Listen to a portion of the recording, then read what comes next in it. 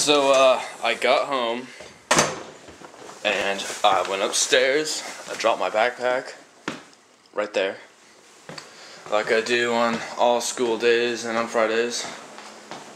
And then I had to go pee, so I went outside, and see, I usually pee right here to down there, but today I decided to go pee over here. On my way over, I noticed this guy. It's a dead bird.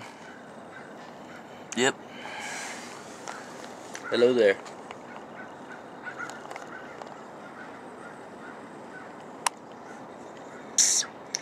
I wonder what it was thinking as it suddenly plummeted from the sky. Think I had a heart attack? All this pollution we're dumping into the atmosphere? Probably not. Well, we see here today the effects of the human race on the earth. We gotta start recycling. Otherwise, dead birds will start getting dew on them from frost, since they've been here all night and were frozen and thawed.